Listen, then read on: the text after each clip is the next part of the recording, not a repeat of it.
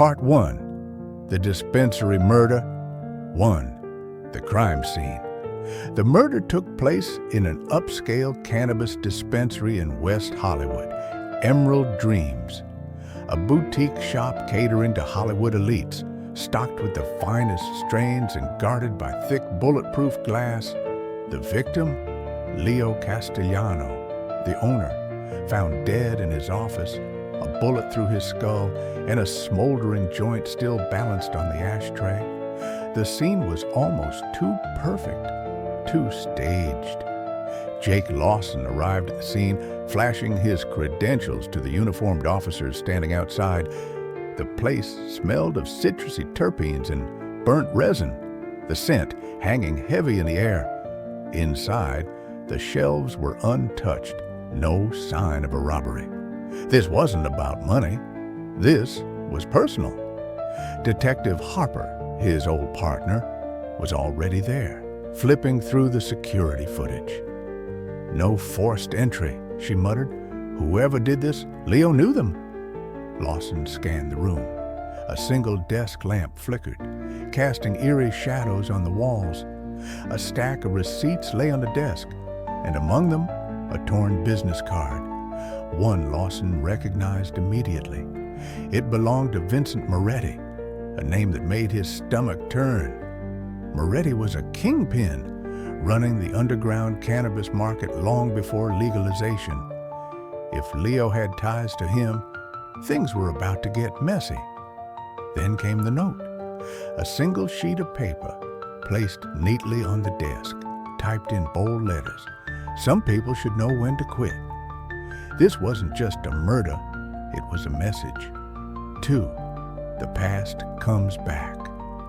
Lawson lit a cigarette as he stood outside the dispensary, the city humming around him. Emerald Dreams had always been a legit business, or so he thought. Leo was no angel, but he wasn't the type to get involved with someone like Moretti. The question was, had Leo made a deal with the devil, or had he refused one? Vivian stood beside him, arms crossed. You look like hell, Jake. I feel worse. She sighed, watching the traffic roll by. Leo was my friend. I introduced him to Moretti a few years ago, back when things were different. Moretti saw an opportunity, but Leo refused to play ball. I thought that was the end of it. It never ends that easy. No, she said softly. It doesn't. 3. A meeting in the shadows. Lawson had no choice but to go to the source. Moretti operated out of an exclusive club in downtown L.A., the Gilded Lily, where the whiskey was aged and the deals were made in whispers. It was the kind of place where secrets were currency, and Lawson was about to spend more than he could afford. The bouncer gave him a nod. Everyone in the business knew Lawson, whether they liked it or not.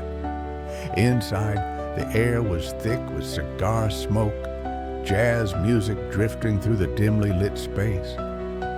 Moretti sat at the corner booth, a glass of bourbon in front of him, his suit crisp, his smile sharper than a razor. Detective Lawson, Moretti drawled, to what do I owe the pleasure? Lawson slid into the booth, keeping his face unreadable.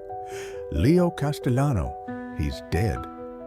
Moretti raised an eyebrow, swirling his drink. And you think I had something to do with it? I'm hurt, Jake. Truly. Cut the act. He had your card. And the note. It's your style. Moretti chuckled. Ah, the note. A poetic touch, don't you think? But no, detective, Leo's death was unfortunate, but not my doing. In fact, I was rather fond of him. Lawson leaned in. Then who wanted him dead? Moretti took a slow sip of his bourbon, his eyes gleaming. There's a new player in town, Jake.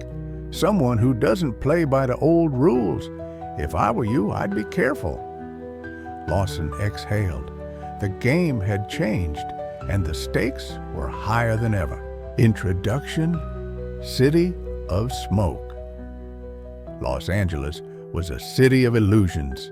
Neon lights flickered on Sunset Boulevard, painting the night in shades of pink and blue, while shadows lurked in every alley, whispering secrets to those who dared to listen.